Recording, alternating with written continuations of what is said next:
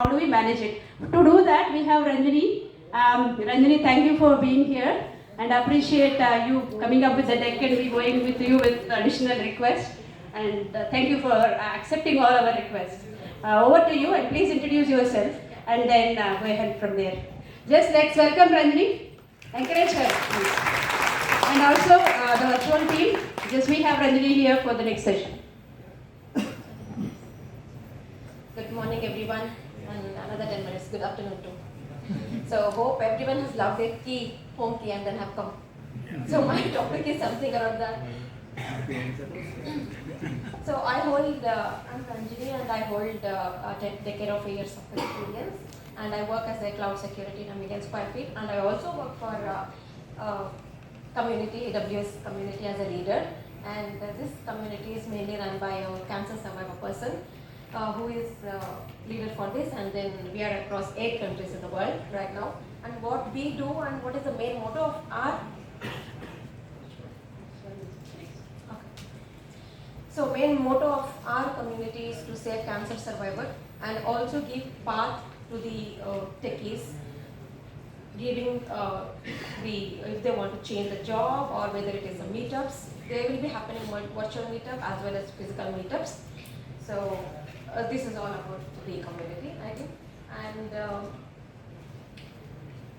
I hold Salesforce cloud experience, and that interested me into moving to AWS security right now. And I'm right now deeply digging into AWS security architectures learning as we're working. Both are happening. Moving on. Okay. So, what's the current problem that business is facing right now? What is that problem? Any guess? Any takes on this? Money. Anyone here? Money. They don't have money. This. Data security, yeah. Yes, well, I'm talking to no audience, yeah. Okay. So, what is that data that is going as a ransom? How much companies have paid as a ransom as part of 2022? Any guess? Any takes again? It's $460 million, where out of which 92% of companies fall into this ransom. So what is this ransom?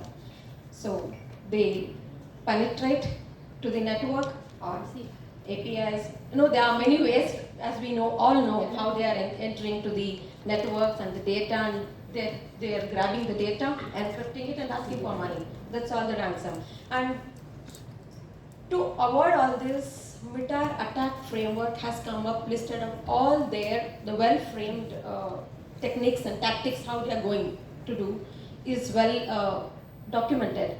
But out of which, where do they start? It is reconnaissance. And that reconnaissance, there are 10 techniques again, out of which we have phishing. So the major attacks that are happening today is phishing, through phishing, emails, or hacking it totally, unauthorized links, all that. So what's the solution now? Encryption, cloud encryption, making the cloud security posture, as Amit was telling, implementing the policies, whether it might be policies or any other mechanisms, tactics, how we have to secure the data, which is when is at transit and when is at rest. So moving on to the next. So I'll be covering cloud. What is cloud encryption? Why it is important, and what are the types that we have right now today, and why it is so important on key management. Why key is so much important, and what are the best practices, and I'm ending with the use case. So it's very basic. As we all know, encryption is a process of encoding, moving plain text to the cipher text, making it unreadable format. So that is a cipher text. As the image says here, the plain text with algorithm creates a data key and forms to a ciphertext which is an unreadable format. So this unreadable format happens in the encryption while encrypting. While decrypting, the same ciphertext under data key goes through again algorithm and forms to a plain text to the end user again. So this is simple as everyone understands. Moving on to the next. So I have to finish within my given time. Why it is so much important? Where we can, implementing cloud encryption, very first thing, round the clock when the data is at transit, again when it is at rest, we can avoid the hacking. And insider threats, by implementing proper IAM policies, all following proper giving access to the employees within the company can, whether it is knowingly or unknowingly, we can avoid this insider threats. And as insecure APIs, as Amit was also telling, like insecure APIs, network, using proper, appropriate, strong protocols like SMTP, HTTPS, all this we can avoid. And also maintains organized integrity, ensures protection on multiple devices, whether it can be a mobile or any other multiple devices, and guarantees compliance. So we have to adhere to the proper compliance law and regulations, proper compliance methodologies should be implemented. Now we'll move on to the next. What are the types of cloud encryption that we have today? One is symmetric and asymmetric. So symmetric is when the data is at rest we'll be using, and the same key will be using for encryption and decryption. And the types of encryption that we have is dynamic encryption standard, blowfish, twofish, AES. We'll not dig into much because it's again full one day topic. How we have to dig into and then understand how it actually works. And the difference is it supports 128 bits, it supports 256 bits again. All that there is a different parameters again. Will not look into much. So symmetric, as the image says again here, plain text with a secret key, and the same secret key has been used to the decryption side. Moving on to the next, asymmetric encryption uses two types of keys, that is public key and private key. That this makes so strong because there are two keys that we're using it. Without private key, even though they get the data with the public key, it cannot be hacked, or it cannot be taken. The data cannot be taken. So here are the types.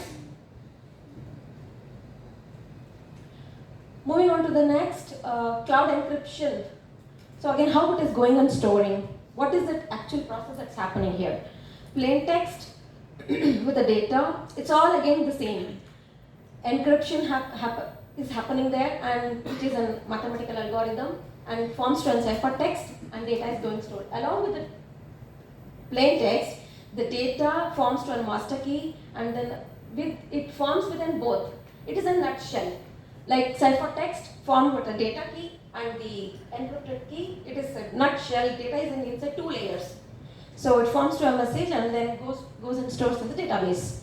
So we have different kinds of mechanisms that are transit, end-to-end, file level, SSL, TLS, and SOAP connectors. We all understand this. And this is S3, KMS is what I'm going to show, and then we're using CMK, customer managed keys,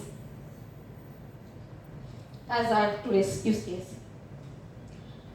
So keys, even keys also have the cycle. Keys can be generated, stored, revoked, it can be deleted, it can be backed up, it can be rotated, and it can be deleted after the usage. So what does this key do? It gives the data security, integrity, and authentication to the data.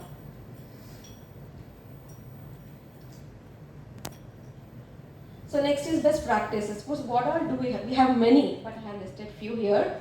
And these are all the best practices. A layered approach.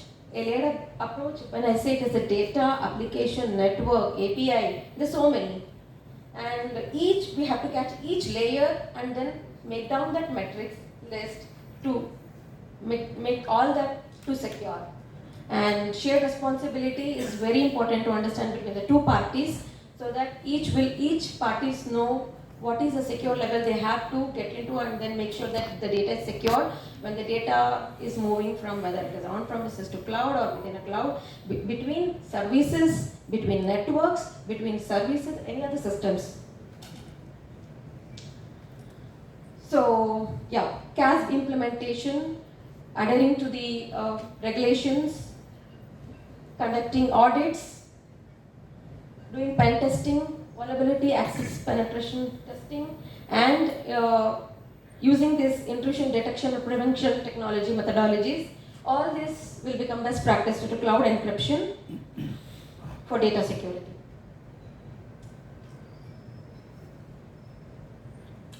Yeah. So next I have the use case where I have taken AWS KMS, that is key management system. So we'll understand AWS KMS. So it holds the data and the process will be same again. The plain text plus a cipher data key will be the output, and it will be sending back to the request client. When I say 1, it goes to the algorithm. The step 2, it will go to the plain text and it takes the key with the plain text data key to form to that, and coming back here, keys to here. If it is a request, then it will go back. If it is not a request, then it will come here and then save back to the S3 bucket.